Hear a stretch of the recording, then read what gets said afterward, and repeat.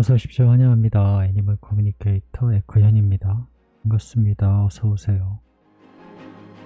네, 이번에 교감 나눌 아이의 이름은요, 초롱이입니다.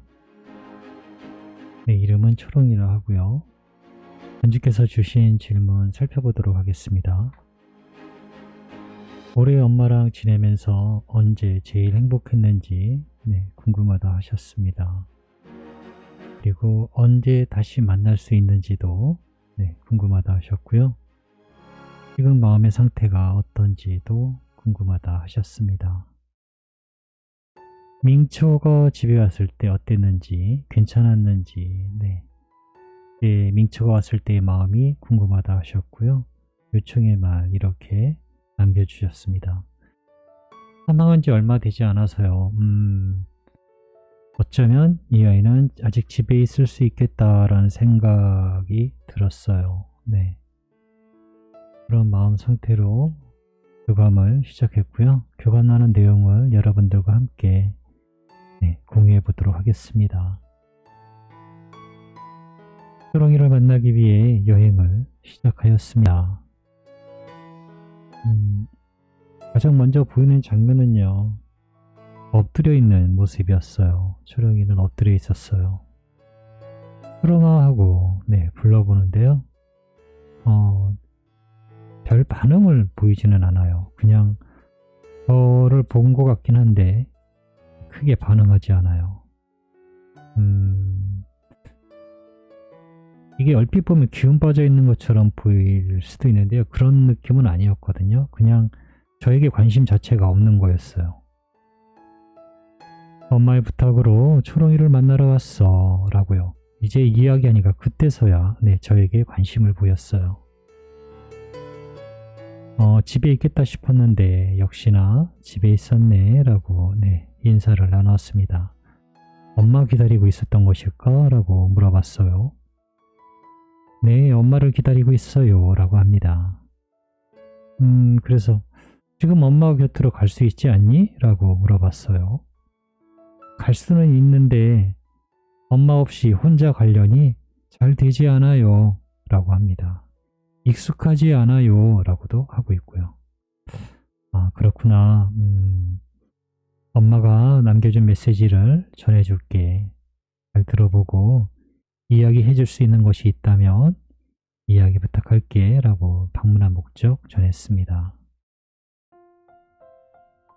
올해 엄마랑 지내면서 언제가 제일 행복했니?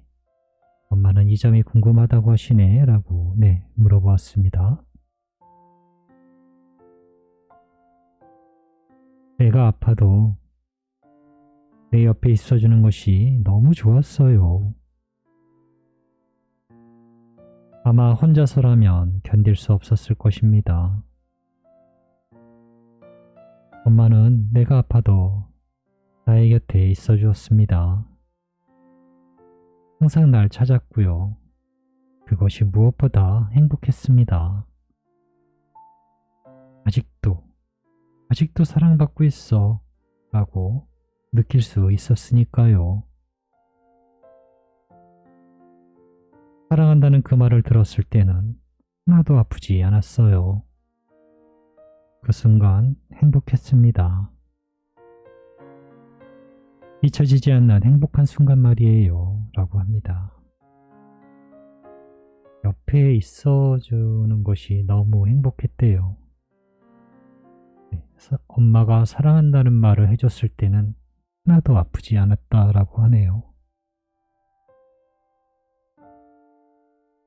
언제 다시 만날 수 있을까? 혹시 지금 모른다면은 다른 알려줄 수 있는 것이 있는지 물어보았습니다. 이 질문과 동시에 얻은 숫자는 4월이라는 숫자였고요. 매년 4월이라는 숫자였고요. 한적한 길을 지나가는 버스였어요. 70년대 오래된 버스, 오래된 버스였거든요. 버스가 지나가는 모습이었는데요. 그 안에 있는 한 사람이 있는데요. 그 사람은 고향으로 돌아가는 그런 버스 아니었어요. 고향으로 돌아가는 버스에 앉아 있었어요. 그래서 내년 4월에 다시 돌아오게 될 것 같습니다 라고 전할 수 있어요. 태어나는 것일까? 내년 4월에 태어나는 것일까? 라고 다시 한번 물었는데요. 하트의 움직임이 들어왔어요. 하트. 그래서 탄생, 탄생을 이야기할 수도 있고요. 시작되었다라고도 표현할 수 있어요. 그래서 4월에 태어나거나 무언가 시작된다라고 전할 수 있습니다. 이 점은 지금 받은 정보보다 나중에라도 무료교감 아직 신청할 수 있거든요. 그때 신청하셔서 한 번 더 물어보시기를 추천을 드립니다. 탄생일 수도 있고요.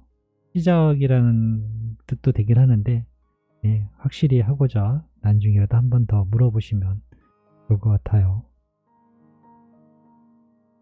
지금 마음은 어떠니? 라고 물어보았습니다. 똑같아요. 평소처럼 다닐 수 있어요 라고 합니다. 아프지가 않아서 가벼운 느낌을 계속 가지고 있어요. 아무도 날 알아보지 못해요. 그건 조금 마음이 아픕니다. 난 모두를 바라보는데. 어떤 상태인지는 알고 있니? 너 스스로 너의 상태를 알고 있는 것일까? 라고 물어보았습니다. 네, 내가 지금 어떤 상태로 있는지는 알고 있어요 라고 합니다. 슬프니? 라고 다시 물어봤어요. 아니요. 내가 느끼는 슬픔은 조금 달라요 라고 합니다. 나는 내가 괜찮다고 알려주고 싶은데 방법을 잘 모르겠어요. 지금은 그냥 이렇게 바라보고 있어요 라고 하네요. 민초가 집에 왔을 때는 어땠어? 괜찮았니? 라고. 민초는 주인을 못 찾은 아이를 견주께서 데리고 와서 함께하고 있었던 것 같습니다. 민초가 집에 왔을 때 어땠어? 괜찮았니? 라고 물어봤어요. 처음에는 왜? 왜? 라고 생각했어요. 나의 어디가 모자란 것일까?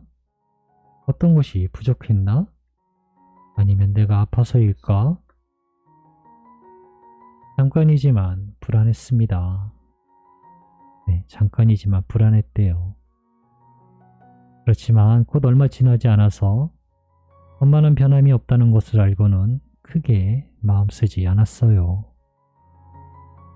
나에겐 변함없이 사랑을 계속 주고 계셨으니까요. 민초와 같이 있는 것도 나쁘지 않았고요. 사실 민초에겐 관심을 많이 주지 않았습니다. 그건 민초도 마찬가지였어요. 별 신경 쓰지 않는 것 같았어요 라고 합니다. 남겨주신 요청의 말을 전했습니다. 우리 꼭 다시 만나자는 말을 엄마가 전해주길 원하셨어 라고 전했습니다. 네, 만날 수 있습니다. 엄마의 의도가 분명하다면, 엄마의 마음에 계속 내가 자리하고 있다면 만날 수 있어요 라고 합니다. 언니 꿈에 꼭 나타나 달라는 말도 전했습니다. 그건 잘 모르겠어요. 지금은 잘 모르겠어요 라고 합니다. 하지만 노력은 해볼게요. 꿈에 보이지 않아도 난 꼭 찾아올 것입니다. 그래 알았어. 그 말을 잘 전해줄게. 그럼 제가 온다는 것을 엄마는 내가 여기 아직 있다는 것을 알고 있을까요? 라고 묻습니다. 지금은 아실걸? 그럼 제가 다시 찾아온다는 것도요? 라고 물어요. 글쎄, 엄마가 알 수 있도록 초롱이가 무언가 나타내준다면 또는 엄마의 마음에 가깝게 다가와 준다면 어쩌면 엄마도 알 수 있지 않을까라고요.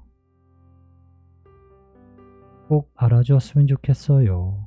라고 합니다. 꼭 온답니다. 네, 그 마음을 꼭 알아달라 라고 하네요. 그래, 잘 전해줄게. 너무 이곳에 오래 있지는 마. 너를 안내하는 빛을 따라가야 해. 그걸 알고 있니? 라고 물었습니다. 네, 알고 있어요. 라고 합니다. 네, 이렇게 초롱이와 교감을 마쳤습니다. 아직 집에 있어요.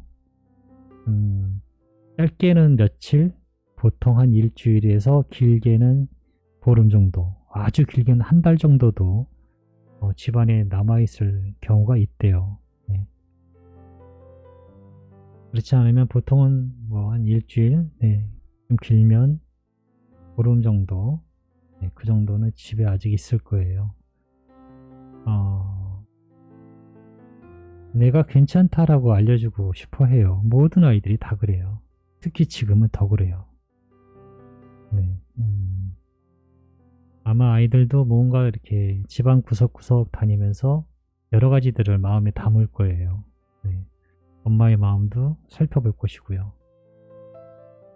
지금이 아마 엄마와 견주와 아이 모두가 가장 힘들 때일 것 같습니다. 아무쪼록 기운 내시고 다시 만날 수 있는, 네, 전 다시 만날 수 있다고 늘 이야기하거든요.